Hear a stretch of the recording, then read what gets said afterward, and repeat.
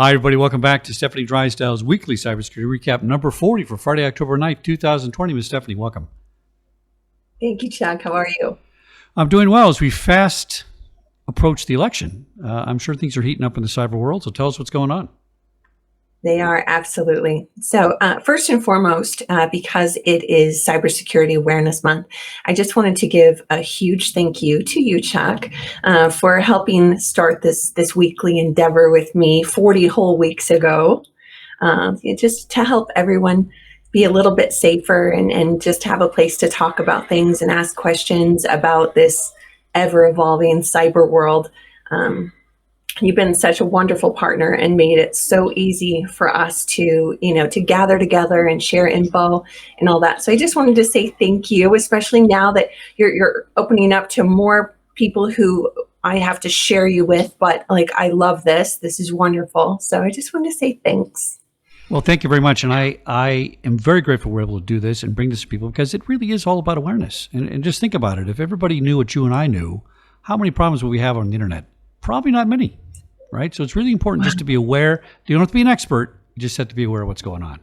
Well put. Absolutely. Definitely. So reach out to Chuck if you'd like to make sure that we're aware of what your company and you want to get out there in the world. I think this is a great platform for us to communicate. So ZDNet shared an article on this FBI warning that could spoil your work from home escape plan. So we've all been cooped up quite a bit. And I know a lot of people are wanting to switch to a little bit more remote work where they could just travel about and stay at hotels and whatnot. Some things to keep in mind for all of that if you're going to be working remotely from a hotel or any kind of public place like that, even a Starbucks or a coffee place or whatnot. Make sure that your laptop or your mobile device has all of its software updates and that it's been backed up.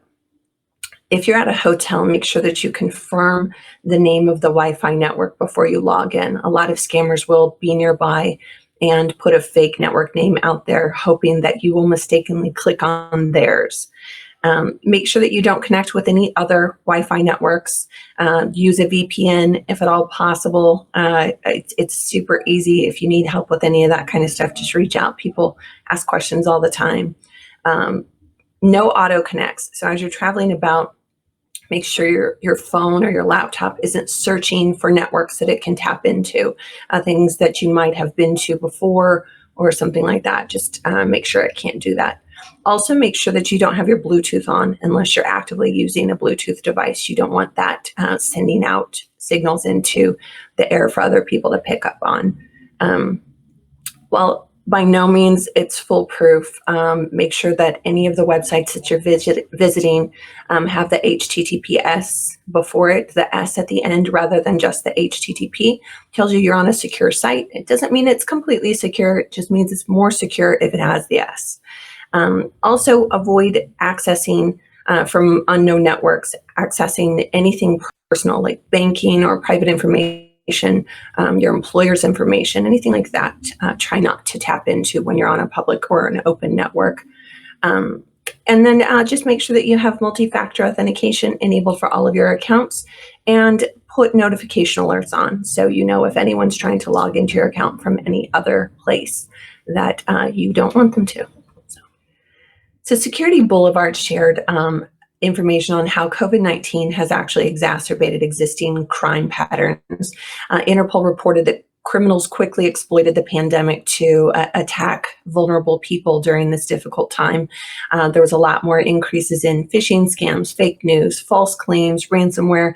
Sometimes the ransomware actually went as far as to threaten to auction off the stolen data to put pressure on the victims to pay. I know we've got on one side people saying don't ever pay the ransom because you're just encouraging criminals, but then in the other hand, they're trying to threaten to release it anyway if you don't.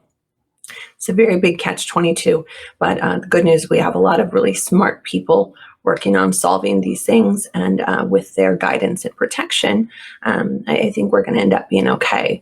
Additionally, there's been a lot of increase in online child sexual abuse material, which is incredibly tragic. And again, a lot of really smart people, people at Deliver Fund, people at ARC, a lot of other organizations, Underground Railroad, like these people are really here to help with that problem as well. So make sure you give them your support, financial or otherwise, whatever you can do. And then again, SIM swapping and expanded marketplaces are another place that we're seeing a lot of increased activity during COVID-19. So everyone just stay safe, be careful, be on the lookout, and be extra cautious. Reach out if you have questions or if you need extra guidance. That's what we're all here for.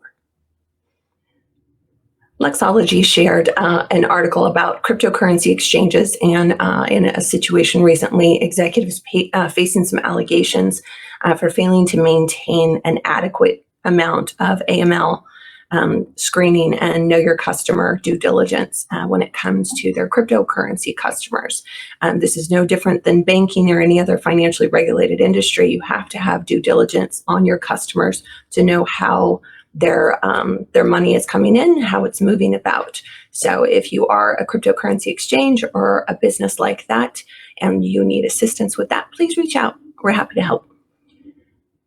Tech Republic shared an article on how to protect kids from identity theft.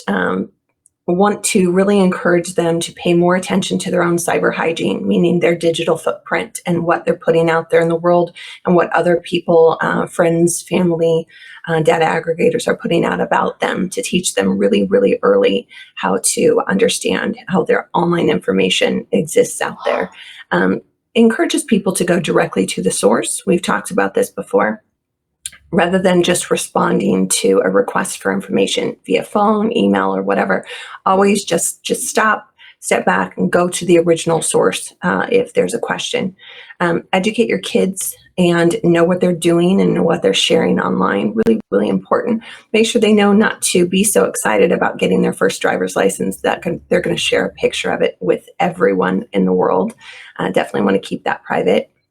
They're recommending credit freezes for kids too. So while we definitely recommend this for adults, most adults have had some type of compromise where their social security number is available for purchase on the dark web. So keeping a credit freeze or making sure that you have lots of notifications on your credit accounts is a really good way for you and your kids to keep that information locked down and safe, even if it does fall into the wrong hands. Definitely would also recommend and adding to the article to teach your kids about multi-factor authentication and password managers, strong passwords, credential replay. Kids are notorious for credential replay, where they use the same passwords over and over and over on all their sites. Once one is breached, then it's just like dominoes for the rest of their stuff.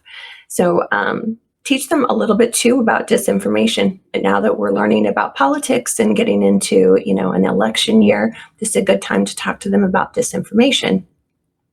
Definitely teach them about scams. When a news story comes out, just have a conversation, communicate with them about that so that they know and understand. And be a good resource for them. Be sure to suspend your own judgment in the event that they make a choice that they may end up regretting, and they need someone that they can trust to come to help them out of it. So anyway, keep them kind of informed and educated, and they'll grow up to be good cybersecurity gurus like you all are. Maxpia has shared a CNET article on Google giving data to the police based on search keywords that court documents show after a witness had her car set on fire. The investigators sent a search warrant to Google requesting the information on the users who had searched for that address of the residence close in time to the arson. We've heard previously of cases where the investigators will request the identities of cell users within a specific geolocation for a specific time frame, but this adds another tool to their arsenal while taking another privacy from mobile users. In this case, proving that, depending on what you search, curiosity can kill the cat. So stay safe and be mindful what you're searching. And that's what I have for you all this week. Thanks for all the great topics and conversation, and I will look forward to seeing you all next Friday.